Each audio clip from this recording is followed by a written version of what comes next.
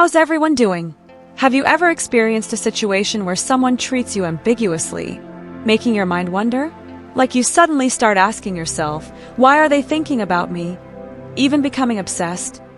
If you've ever been confused about how to make someone like you or how to keep them thinking about you, stay tuned.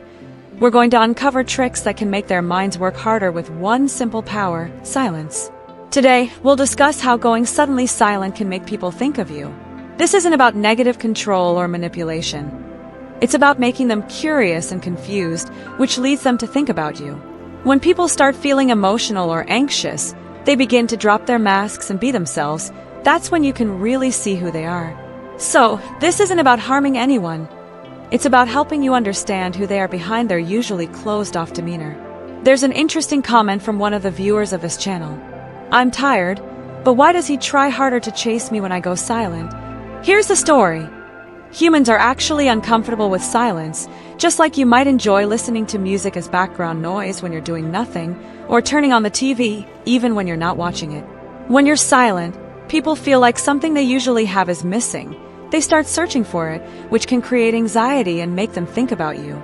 Being silent makes them feel less attended to. When you're quiet, people will naturally become curious to find out more. Not because you're super special, but because humans instinctively want to understand unclear situations. Uncertainty about the future makes their brains feel threatened. The limbic system in the brain, responsible for emotions, reacts as if there's danger.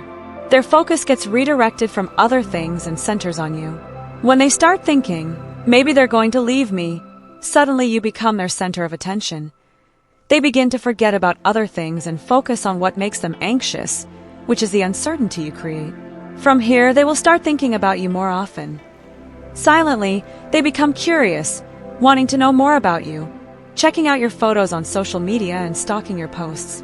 Because of your silence, they release stress hormones like cortisol. Our brains don't like uncertainty because it feels like pain we want to avoid. Conversely, certainty feels like a reward for the brain, so we tend to seek it. While it might be better to learn to face uncertainty, our brains always look for patterns. We feel calmer when we can recognize the patterns around us. However, this also depends on each person's attachment style. For those with a more secure attachment style, they can feel anxiety but manage it without being too dependent on you. This is especially true if you're dealing with someone who is skilled at being emotionally detached.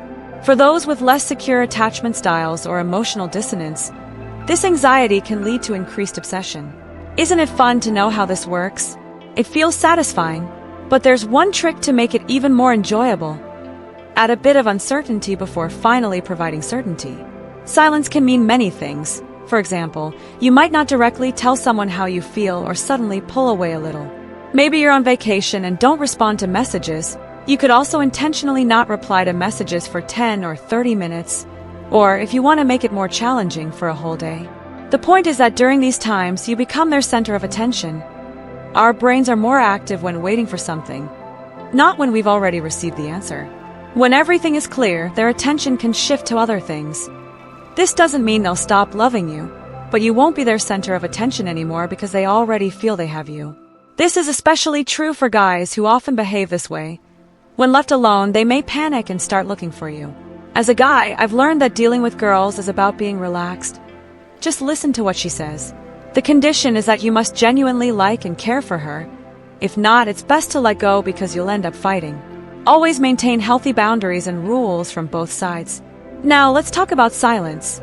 This is like when your hand hurts. For example, if it's broken, when your hand is healthy, you don't think about it too much. But once it hurts, you'll want to learn everything about it. It's similar with silence. It makes them anxious because you're like something they're being rejected by. This signals that you are showing unconditional love. They will feel rejected and, over time, start thinking about you more. Now, how can you create uncertainty besides through silence? For example, when you're chatting with a friend, there's a way to give the impression that you're interested without directly saying it. When your friend asks, "What did you do this morning?" you usually answer with something normal, but this time give a different response. What I did this morning? Oh, you don't need to know that, while giving an ambiguous look. That look can make them think, what does that mean? Is it something? Is that flirting? The key here is to keep everything ambiguous and unclear. You can also do this through touch. like lightly touching their hand or head in a seemingly casual way while looking into their eyes, then pulling away. This makes their brain start asking questions about what's really happening.